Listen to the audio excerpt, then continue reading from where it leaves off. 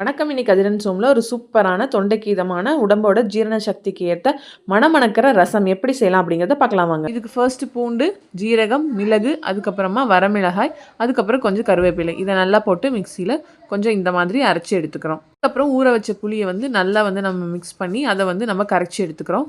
இன்னும் பெரிய சைஸ் தக்காளி அதை இந்த மாதிரி கட் பண்ணிவிட்டு நல்லா கையில் போட்டு மசிச்சு விடுங்க.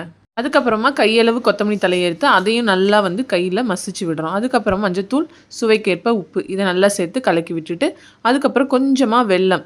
இப்போ புளி கரைசல் ரெடி ஆயிடுச்சு. ஒரு பேன் அடுப்பில் வச்சு தேவையான அளவு கடலெண்ணெய் ஊற்றி அதில் கடுகு போட்டு பொரிய வச்ச பிறகு பெருங்காயத்தூள் சேர்த்துக்கிறோம். அதுக்கப்புறம் கருவேப்பிலை இது ரெண்டையும் சேர்த்து நல்லா மிக்ஸ் பண்ணிக்கிறோம். இப்போ அரைச்சி வச்சுருந்தா மிளகு, ஜீரகம், பூண்டு இந்த கலவையை மணம் வர வரைக்கும் வெண்ணெயில் வறுத்து எடுத்துக்கிறோம். அதுக்கப்புறமா ரெடி பண்ணி வச்சுருந்த இந்த புளிக்கரசனை இதோட சேர்த்து ரசப்பொடியும் சேர்த்து நல்லா மிக்ஸ் பண்ணி விடுறோம். ஒரே ஒரு பச்சை மிளகாயை உடைச்சி போட்டுட்டு நல்லா கலந்து விட்டுட்டு உப்பு சரி பார்த்துட்டு நுர வர வரைக்கும் கொதிக்க விடாமல் இறக்குனீங்கன்னா மணமணக்கிற ரசம் ரெடி.